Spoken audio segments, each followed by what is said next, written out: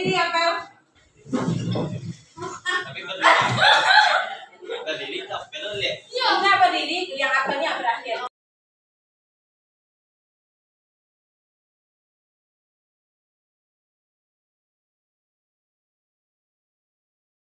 Assalamualaikum warahmatullahi wabarakatuh.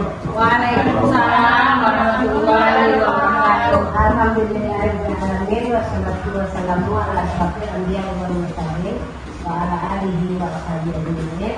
Asyhadu an la ilaha illallah wa asyhadu anna Muhammadan abduhu wa rasuluhu la nabiyya ba'da. Yang kami hormati Ibu Wakil Kepala SMP Negeri 3 Cirebon, yang kami hormati Bapak yang telah hadir pada hari ini, yang kami hormati Bapak Ibu guru-guru SMP Negeri 3 Cirebon. Pertama sekali marilah kita sampaikan dan bersabda kepada Allah Subhanahu wa taala, karena pada siang hari ini kita masih diberikan kekuatan oleh Tuhan, kita masih diberikan kesehatan, sehingga insya Allah kita dapat melaksanakan kegiatan kita pada siang hari ini, yaitu tentang diseminasi budaya positif di SMP Negeri 3 Cirebon, yang mana nanti akan dipresentasikan oleh Ibu Rita dan oleh Ibu Firma. Mudah-mudahan kegiatan ini lancar sampai akhir nanti. Amin. Dan tidak lupa pula kita sampaikan salawat berdiri dengan salam kepada beliau kita Nabi besar Muhammad SAW. Setelah membuatnya dari dunia kebodohan kepada dunia penuh berilmu pengetahuan seperti itu pada saat ini. Bapak Ibu semuanya, karena pada siang hari ini kegiatan kita dari pagi tadi sudah banyak sudah, yaitu mengikuti ujian akhir daripada anak kita. Ujian akhir itu diikuti dengan semester. Hingga pada siang hari ini kita sambung lagi. Masih kuat Bapak Ibu? Masih, insya Allah. Masih tenang, masih damai? Insya Allah. Alhamdulillah. Ya, nanti mengharapkan Bapak Ibu semuanya dapat mengikuti kegiatan ini dengan baik, sehingga Ibu Rita dan Ibu Firman sebagai CGP kita mudah-mudahan berhasil nanti melaksanakan kegiatan ini sampai selesai. Jadi Bapak Ibu semua, sebagai pertama dari Ibu, yaitu diseminasi budaya positif di SMP Negeri 3 Cirebon. Itu yang akan dipresentasikan oleh Ibu Firman ini. Semoga saja Bu Firman berhasil, kita juga demikian, dan kita semua diberikan kekuatan, dan Ibu juga demikian. Akhirnya, wabillahi taufiq wal hidayah. Assalamualaikum warahmatullahi wabarakatuh. Waalaikumsalam warahmatullahi wabarakatuh. Assalamualaikum warahmatullahi wabarakatuh. Puji syukur kita haturkan kehadiran Allah Subhanahu wa taala. Salawat beriring salam kepada Nabi kita Muhammad SAW. Yang terhormat Ibu Kepala SMP 3 Cirebon, yang terhormat Ibu Wakil, yang terhormat Bapak Ibu, Majelis Guru hebat SMP 3 Cirebon yang telah meluangkan waktunya untuk kami berbagi diseminasi budaya positif di SMP 3 Cirebon. Sekali lagi terima kasih banyak telah meluangkan waktunya. Untuk itu kami memulai acara ini dengan mengucapkan basmalah.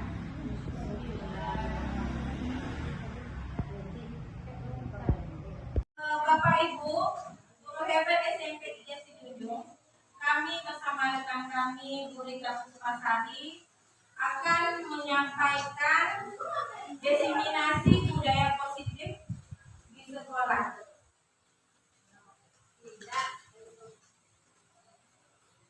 Kesepakatan kelas kita hari ini, kita mengikuti secara aktif kegiatan diseminasi. Yang berikutnya, menghargai pendapat peserta diseminasi. Yang ketiga, boleh makan atau minum jika tidak mengganggu jalannya kegiatan. 4, mengikuti kegiatan dari awal sampai akhir. Yang kelima, menjaga kebersihan ruangan tempat terselenggaranya kegiatan. Apakah Bapak Ibu setuju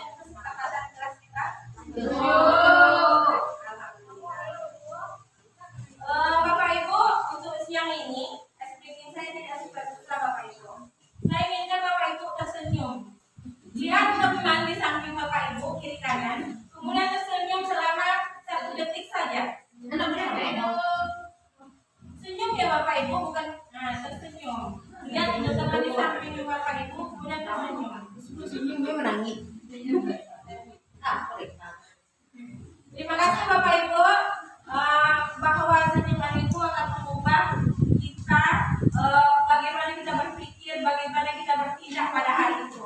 Maka mulailah sesuatu itu dengan senyuman. Oke, terima kasih Bapak Ibu. Kita lanjut berikutnya.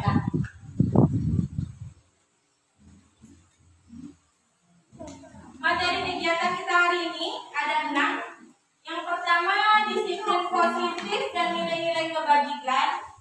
Yang kedua, teori motivasi, hukuman, penghargaan dan restitusi. Yang ketiga, keyakinan kelas. Yang keempat, kebutuhan dasar manusia dan dunia berkualitas. Yang kelima, restitusi. 5, posisi kontrol. Yang keenam, restitusi, segitiga restitusi. Jadi saya bersama rekan saya, Bu Rita Pukasari, mengambil materi ini. Kami bagi 2, yang 1 sampai 3 saya, dan 4 sampai 6 itu Bu Rita Pukasari.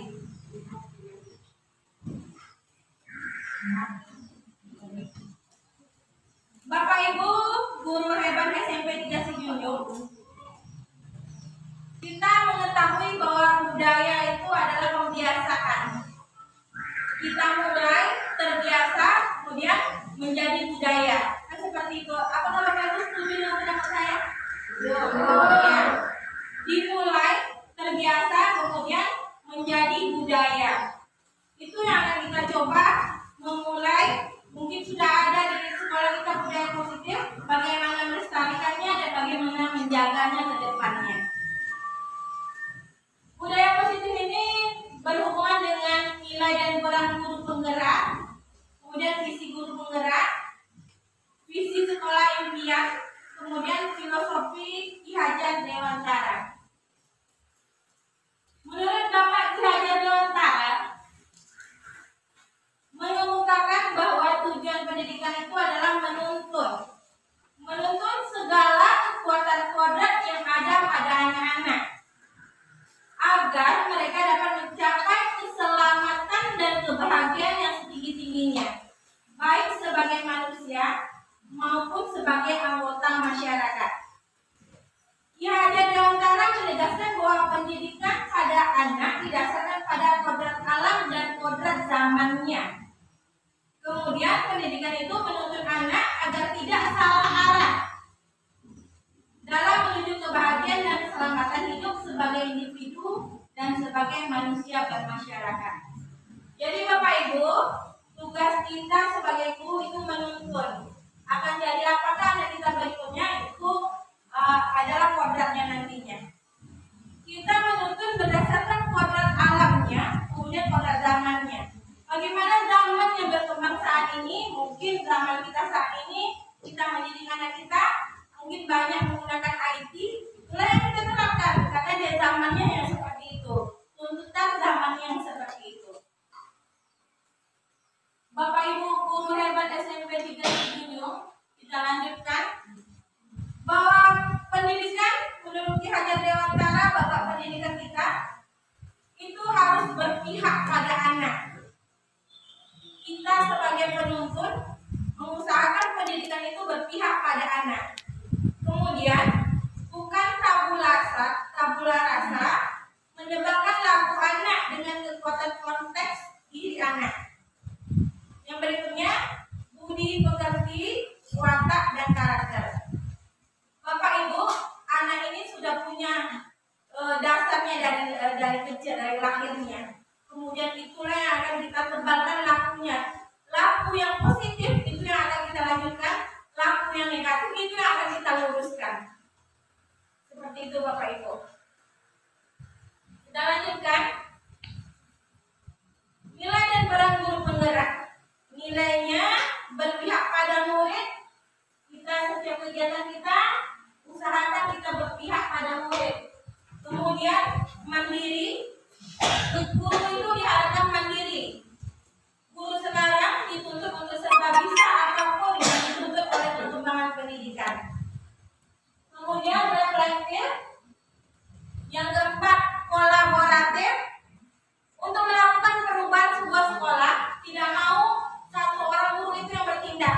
Tentu adanya kerjasama antara satu dengan yang lainnya agar sebuah perubahan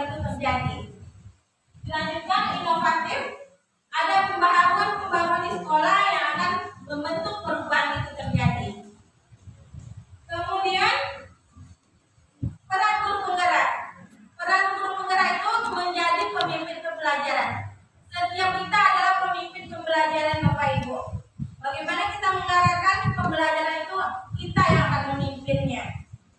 Kemudian mewujudkan kepemimpinan murid, mungkin murid kita ajarkan bagaimana bertindak sebagai pelaksana upacara bendera, pelaksana rujak, itu kita membentuk kepemimpinan pada murid. Berani mereka percaya diri untuk tampil, itu merupakan suatu kebanggaan yang bisa memimpin. Kemudian mendorong kolaborasi, menjadi coach bagi orang lain. Coach ini mungkin kami perlu banyak belajar untuk bisa menjadi Bapak Ibu bertanya kepada kami apa yang tidak bisa kami pelajari, mungkin kita berbagi nantinya. Kemudian menggerakkan komunitas, mungkin komunitas kita sudah ada kombel ya Bapak Ibu, kombel sekolah kita. Itu yang akan kita susun dengan baik, bagaimana kombel kita bisa berjalan semestinya sesuai dengan tuntutan saat ini. Kita lanjut Bapak Ibu. Visi guru penggerak itu seperti yang dikatakan tadi, mewujudkan anak Indonesia yang memiliki profil pelajar Pancasila.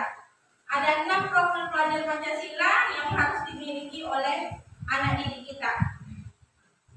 Dalam mewujudkan visi, diperlukan langkah konkret menggunakan metode inquiry apresiasi. Dengan menggunakan ada namanya tabel bagja Bapak Ibu.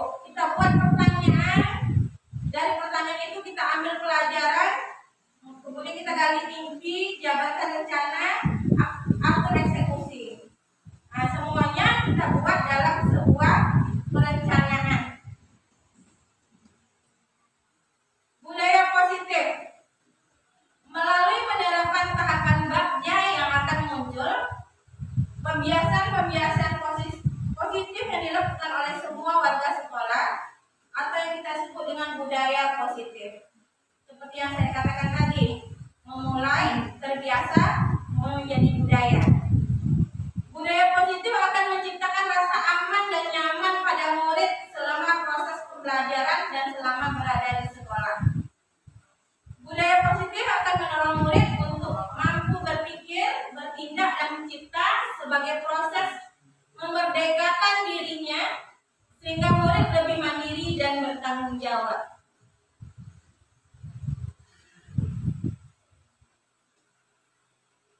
Bapak Ibu, sekolah kita ini ibaratkan sebuah tempat kita bercocok tanam.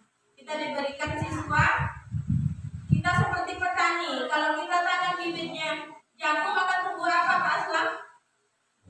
Jagung.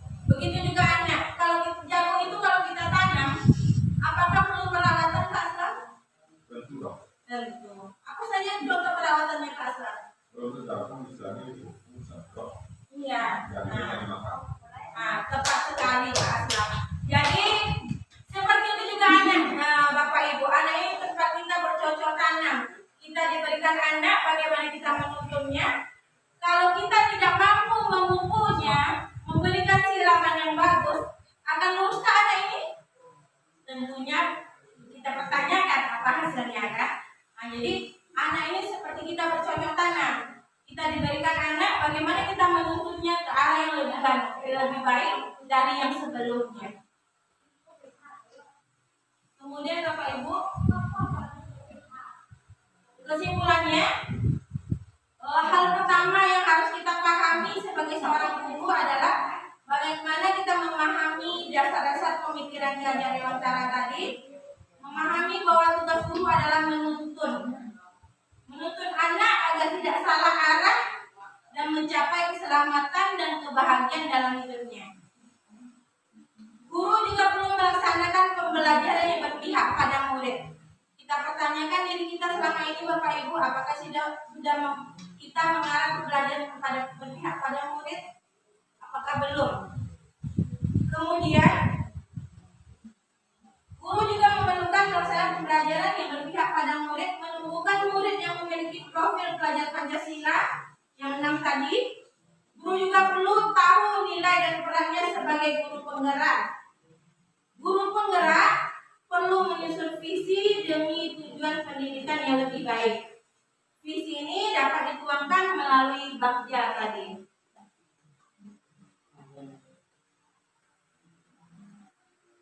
Kemudian saya masuk ke materi saya yang pertama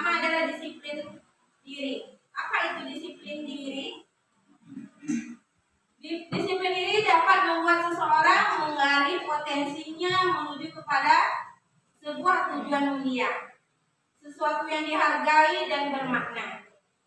Disiplin diri juga mempelajari bagaimana cara kita mengontrol diri dan bagaimana menguasai diri kita untuk memilih tindakan yang mengacu pada hal-hal nilai yang kita hargai agar tercapai tujuan yang kita inginkan.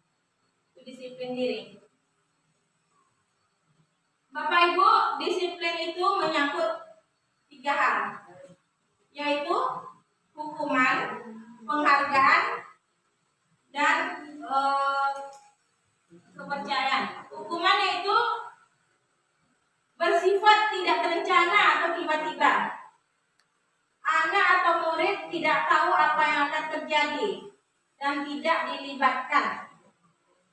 Selama ini kita membuat, Bapak Ibu ditanyakan kembali ke Bapak Ibu, kita membuat peraturan, apakah sudah terlaksana kita berkomunikasi dengan murid? Kalau kita membuat peraturan, nah, peraturan yang kita buat tersebut, apakah dalam bentuk hukuman kira-kira? Ya, karena murid tidak dilibatkan dalam membuat sebuah aturan. Kemudian hukuman bersifat satu arah. Ya. Nah, satu arah dari pihak guru yang memberikan dan murid hanya menerima suatu hukuman tanpa melalui suatu kesepakatan atau pengarahan dari pihak guru, baik sebelum atau sesudahnya. Hukuman yang diberikan bisa berupa fisik maupun psikis. Murid atau anak disakiti oleh suatu perbuatan atau kata-kata. Bu Yenti, kira-kira cara bentuk hukuman fisik seperti apa? Hukuman fisik Ya. dia menyuruh hormat bendera. Hormat bendera, iya. Bagus sekali Bu Yenti. Bu Pipit, kira-kira hukuman fisiknya seperti apa Bu Pipit? Hukuman fisik itu seperti hukuman psikis, Ya. contohnya mungkin kita ketika anak salah maka kita menyalahkan mereka. Ya. Tidak mencari tahu dulu apa Iya. kesalahannya dan mencari Tapi solusi. langsung ya menyalahkan Langsung menyalahkan mereka. Itu hukuman Bapak Ibu. Kemudian penghargaan. Penghargaan adalah bentuk pengendalian perilaku seseorang dengan suatu benda atau peristiwa yang diinginkan, yang dibuat dengan persyaratan. Hanya jika Anda melakukan hal ini, maka Anda akan mendapatkan perlakuan yang diinginkan. Penghargaan ya, memberi penghargaan atas sesuatu yang dilakukannya. Hukuman dan penghargaan Bapak Ibu itu berasal dari eksternal, bukan dari diri siswa itu sendiri. Dia takut diberi hukuman. Dia ingin melakukan karena ingin dipuji, ingin dapat penghargaan. Itu berasal dari luar diri peserta didik. Jadi yang baik kita lakukan, kita membuat kesepakatan dan keyakinan kelas, bukan membuat peraturan. Kita sepakati dengan anak didik kita aturan yang ada. Kemudian kita yang berhubungan dengan nilai-nilai yang baik. Kesepakatan ini apabila kita sadari dan dijalankan itu membentuk keyakinan. Baik itu keyakinan kelas maupun keyakinan sekolah. Jadi akan lebih baiknya sekolah kita mengubah, bukan namanya lagi peraturan, kita ubah bentuk keyakinan sekolah. Kenapa Bapak Ibu? Kita sepakati dulu dengan anak murid kita. Apabila mereka nanti berbuat salah, kita kembalikan.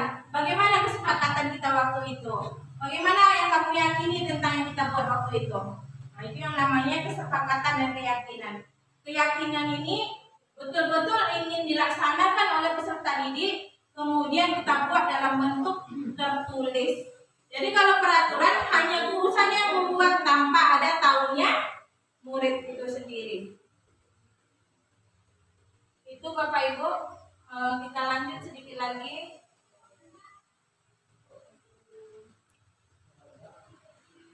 Kemudian apabila siswa kita setelah kita buat keyakinan kelas tentang membuat kesalahan, itu namanya restitusi. Restitusi ini kemudian proses menciptakan kondisi bagi murid untuk memperbaiki kesalahan mereka. Nanti restitusi lebih dijelaskan lebih banyak oleh Ibu Rita Masari. Setelah mempelajari modul ini, saya sadar perlu merubah sikap saya yang mungkin selama ini belum benar dan belum bijak dalam bertindak. Saya belum memahami peserta didik sepertinya kebutuhan dasar mereka sebagai manusia belum terpenuhi. Kemudian saya belum menyadari bahwa posisi kontrol saya sebagai apa sebelumnya. Nanti posisi kontrol guru juga Bu Rita Kusupasari yang akan menjelaskan. Perasaan saya setelah melakukan kesepakatan kelas, membuat keyakinan kelas, anak-anak lebih tertib karena kita sudah sepakat dengan mereka membuat aturan-aturan.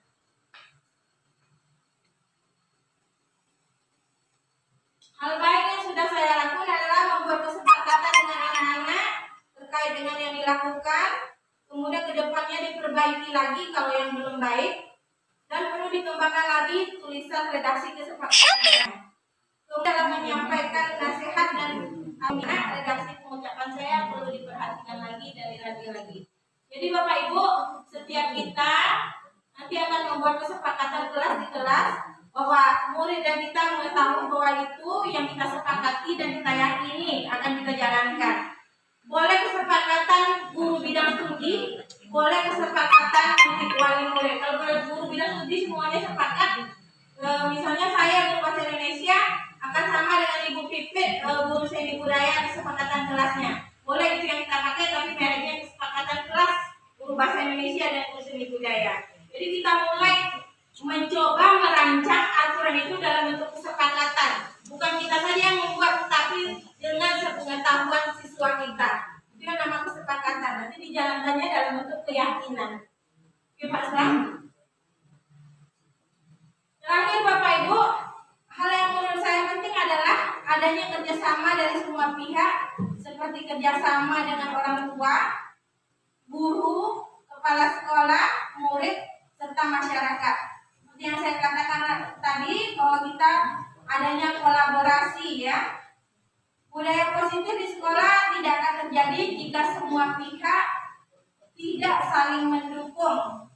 Budaya positif akan tumbuh jika dimulai dari keluarga, lalu sekolah, selanjutnya masyarakat.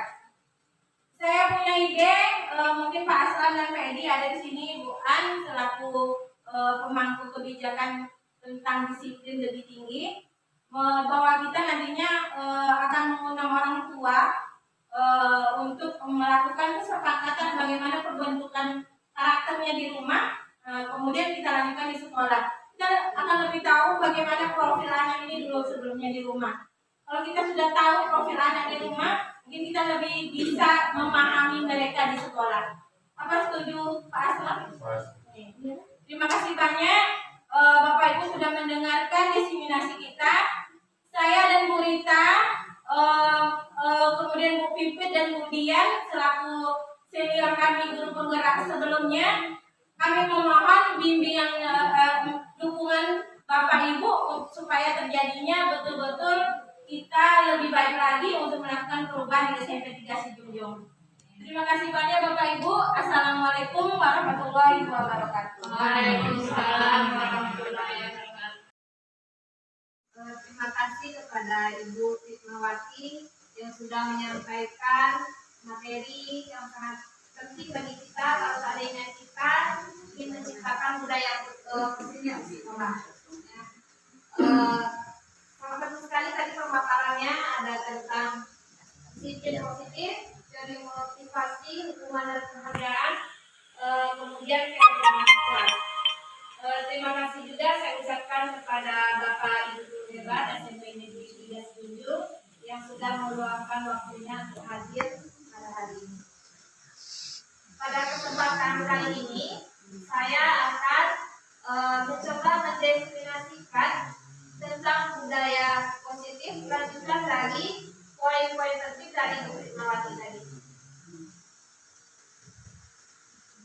Jadi karena di sekolah ini CGP-nya ada 2, maka 3 materi di atas sudah disampaikan oleh Bu Fitnawati dan disambung oleh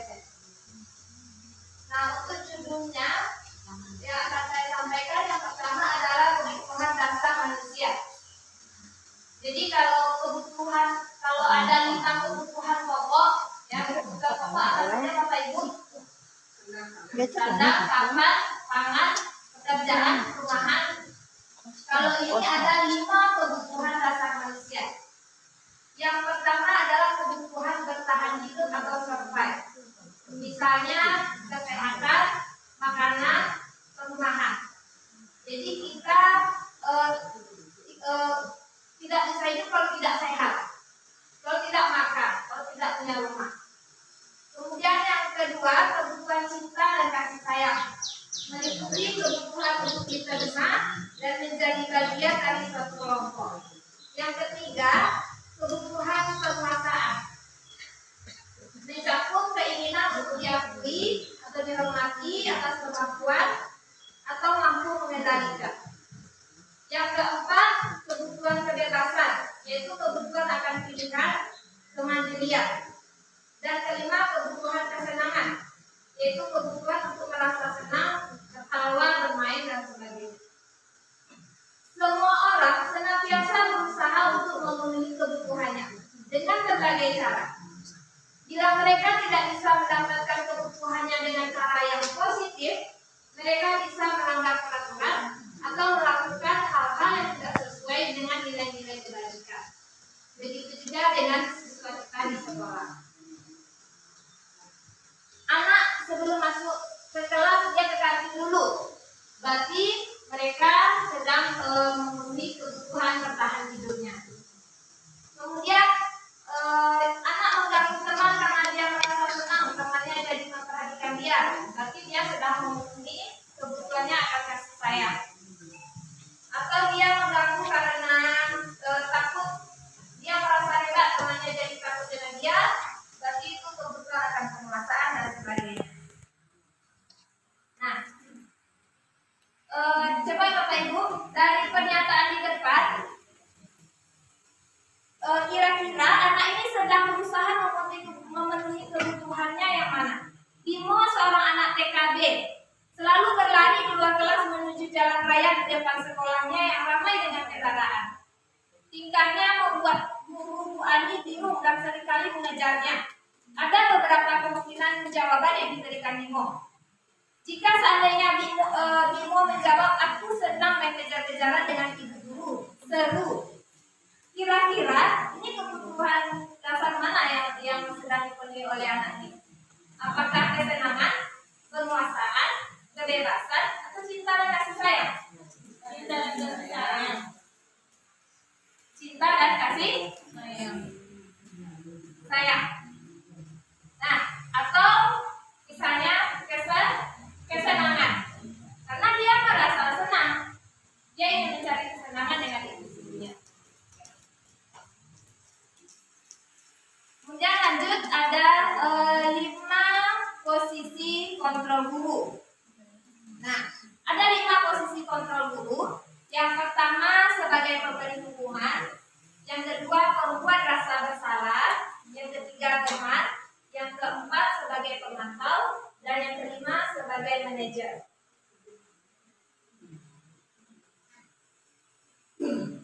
Kita lihat satu-satu. Yang pertama sebagai penghukum. Nah, sebagai penghukum ini biasanya guru menggunakan hukuman fisik atau verbal untuk menekan murid. Kemudian yang kedua posisi pembuat rasa bersalah. Biasanya guru akan bersuara lembut, namun membuat orang berpikir buruk tentang dirinya atau membuat murid merasa bersalah. Yang ketiga disebut posisi sebagai teman. Di sini guru melakukan tindakan dengan rujukan atau istilahnya persuasif. Yang keempat sebagai pemantau. Guru bertanggung jawab mengawasi dan berdasarkan peraturan. Posisi yang kelima yaitu posisi sebagai manajer, di mana guru berbuat bersama, mempersilahkan murid untuk bertanggung jawab dengan perilakunya. Nah,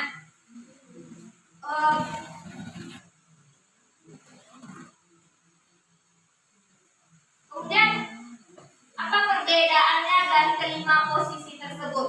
Ya, kita lihat yang pertama penghukum. Apa yang guru perbuat kalau di posisi penghukum? Maka guru akan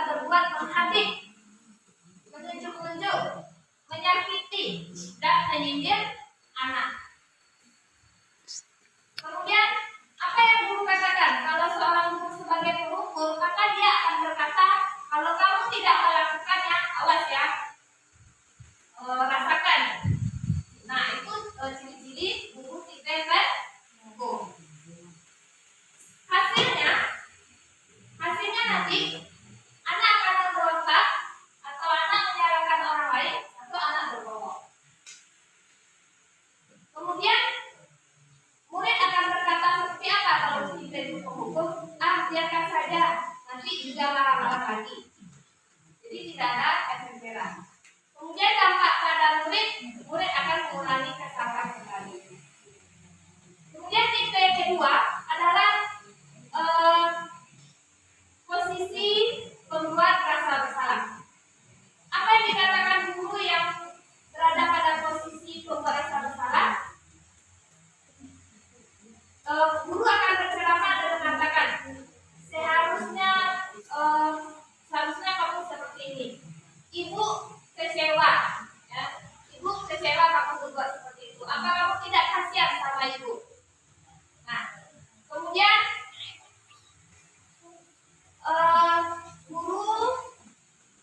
kemudian hasilnya murid akan menyembunyikan, murid akan menyangkal dan tidak akan berbohong. Apa perkataan murid pada posisi ini? Pada guru yang membuat rasa bersalah, murid akan berkata maafkan saya. Kemudian dampak pada murid akan merasa rendah diri. Kemudian guru posisinya sebagai teman. Pada posisi ini guru akan membuatkan alasan-alasan untuk muridnya. Nah, perkataan gurunya adalah, ayolah lakukan demi ibu. Masa kamu tidak mau? Ingat tidak, ibu pernah bantu kamu. Jadi di sini dia memposisikan sebagai teman, dia tidak marah kepada murid dan dia berusaha membujuk muridnya. Hasilnya murid akan ketergantungan kepada guru tersebut. Dan murid akan berkata, saya pikir bapak atau ibu itu teman saya. Ternyata begitu. Jadi kalau seandainya kita tidak lagi dia anggap sebagai teman, maka dia akan berkata, saya pikir ibu itu adalah teman saya. Ternyata tidak. Dampaknya pada murid akan menjadi lemah, tidak mandiri dan tergantung kepada guru tersebut. Biasanya murid ini hanya mau mendengarkan guru tersebut. Dia tidak akan mau mendengarkan guru yang lain. Ini efek dari posisi guru sebagai teman. Posisi yang keempat yaitu posisi pemantau. Apa yang dibuat oleh guru yang berposisi sebagai pemantau adalah menghitung dan mengukur. Kemudian gurunya akan berkata apa peraturannya. Jadi misalnya ada siswa terlambat, kamu terlambat ya. Peraturannya apa? Misalnya peraturannya akan tinggal nanti di seberang sekolah 10 menit jam akhir. Jadi itu ciri-ciri guru yang berposisi di pemantau. Hasilnya menyesuaikan diri bila diawasi. Jadi murid akan menyesuaikan diri. Jika diawasi dia akan berpatuh, jika tidak diawasi dia tidak akan mengikuti kita. Kemudian murid akan berkata berapa banyak bintang yang saya harus peroleh, berapa lama yang harus saya pilih. Kemudian dampaknya pada murid menitik beratkan pada sanksi atau hadiah untuk dirinya. Nah, kemudian posisi yang terakhir adalah manajer. Manajer ini adalah posisi yang ideal, yang kalau bisa kita berada pada posisi ini. Perbuatan guru di posisi manajer adalah guru mengajukan pertanyaan. Kemudian guru akan berkata, apa yang kita yakini, apa yang bisa kita kerjakan untuk memperbaiki masalah ini. Ini adalah ciri-ciri posisi guru sebagai manajer. Kemudian hasilnya murid akan menguatkan guru akan menguatkan pribadi murid. Nah, kemudian murid akan berkata bagaimana caranya saya bisa memperbaiki keadaan, dan dampaknya pada murid adalah murid bisa mengetahui bagaimana cara memperbaiki dirinya. Nah, kira-kira Bapak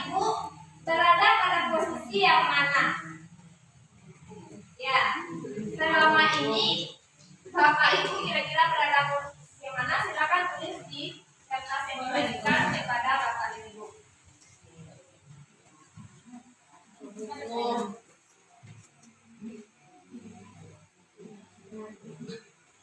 Posisi mana? Ya. Ada 5 posisi guru tadi. Yang pertama sebagai penghukum, yang kedua membuat rasa bersalah, yang ketiga sebagai teman, yang keempat sebagai pemantau, yang kelima sebagai manajer.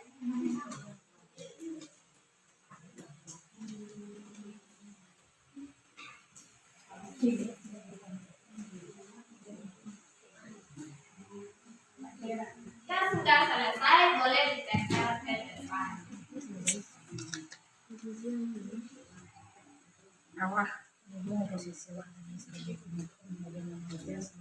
Pernah sebagai teman menyelesaikan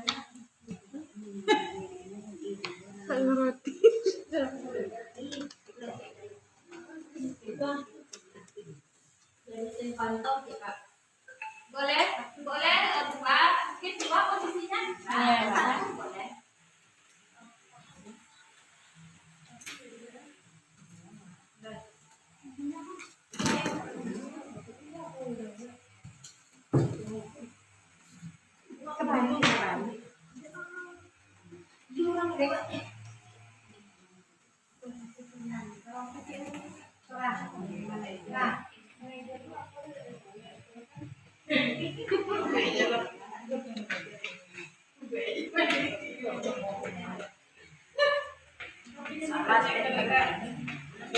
Ya, ini ada kasus nih pagi ini Adi terlambat lagi, Adi lagi ya.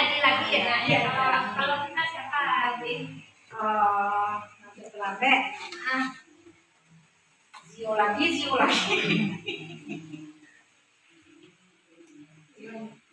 Ya, Zio emang.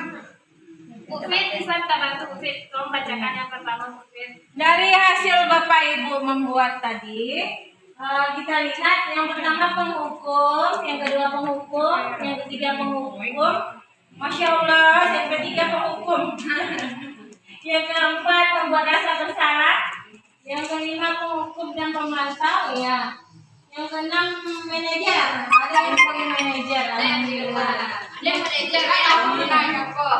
Manajer itu mencari solusi terhadap kesalahan, memang kemana. Ya. Oke, terima kasih Bapak Ibu. Kita lihat tadi ada yang sebagai penghukum. Nah, kalau penghukum ini berarti kalau ada siswa yang terlambat dengan suara keras bunyinya akan berucap seperti ini. Coba dulu. Terlambat lagi. Kapan sih kamu bisa datang tepat waktu? Sekarang, Pak, lari di lapangan. Atau terus agak 10 kali. Ini sampah. Nah, ya. Ya seperti itu Bapak Ibu. Ya, bukan sampah itu sampai penuh. Tapi kalau posisi guru sebagai manajer, dia akan berucap, Adi, apakah kamu mengetahui jam berapa sekolah dimulai? Dia manajer. Kira-kira kalau kamu tahu itu salah, kamu akan memperbaiki masalah ini atau tidak?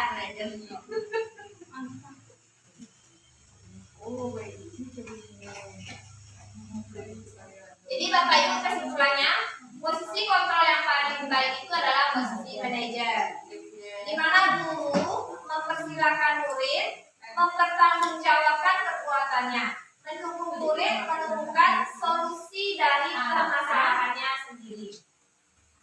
Lanjut segitiga restitusi. Segitiga restitusi adalah proses menciptakan kondisi bagi murid untuk memperbaiki kesalahannya sehingga karakter mereka lebih kuat dan kembali kepada kelompoknya. Ada 3 tahapan dalam segitiga restitusi. Yang pertama, menstabilkan identitas. Yang kedua, validasi tindakan yang salah. Yang ketiga, menanyakan keyakinan. Nah, kita lihat tahapan pertama itu menstabilkan identitas, di mana guru membuat anak yang merasa gagal tadi, yang berbuat salah tadi menjadi positif terhadap dirinya. Contoh, guru berkata seperti ini, berbuat salah itu hal yang manusiawi, atau tidak ada manusia yang sempurna. Bapak Ibu juga pernah bersalah. Saya dulu sekolah ya Bapak Ibu, misalnya SMP,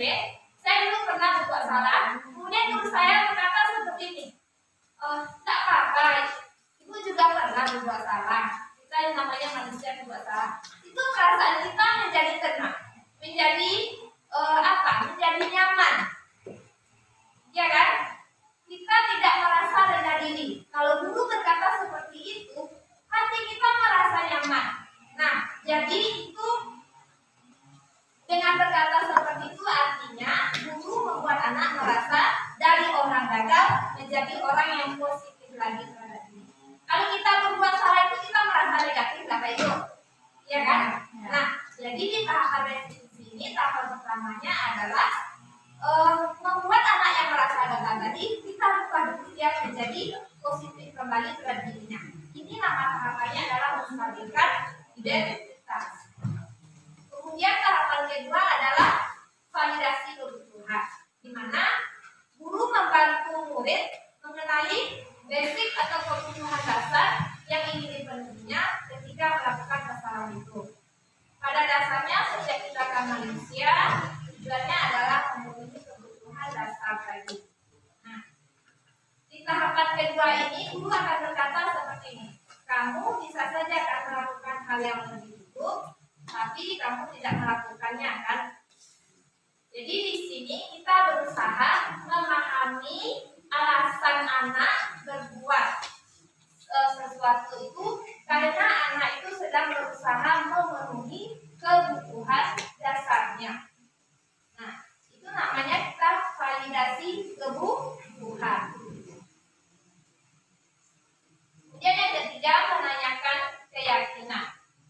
Nah, di sini anak melihat kesalahannya dihubungkan dengan norma sosial dan nilai-nilai yang mendasari manusia berinteraksi dengan orang lain. Guru akan berkata seperti ini. Apa nilai-nilai yang kita percaya di kelas atau di sekolah, nah? Atau nilai-nilai universal apa yang telah kita sepakati? Seperti itu. Atau di kelas kita sudah buat kesepakatan kelas, maka nanti kita ingatkan anak, kamu masih ingat atau tidak dengan keyakinan kelas yang sudah kita sepakati? Sudah sesuai belum dengan keyakinan kelas? Kalau belum, berarti yang mana yang kamu melanggar? Nah, itu namanya menanyakan keyakinan. Nah,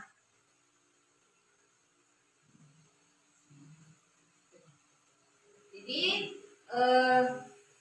melalui segitiga restitusi ini kita menanamkan kembali nilai-nilai anak, nilai-nilai positif pada anak, dan anak tahu kesalahannya, kemudian anak bisa menemukan solusinya. Jadi kesimpulannya Bapak Ibu, mari kita berbenah, melangkah, menciptakan disiplin dan budaya positif di sekolah dengan menerapkan posisi kontrol sebagai manajer dan menggunakan tahapan restitusi.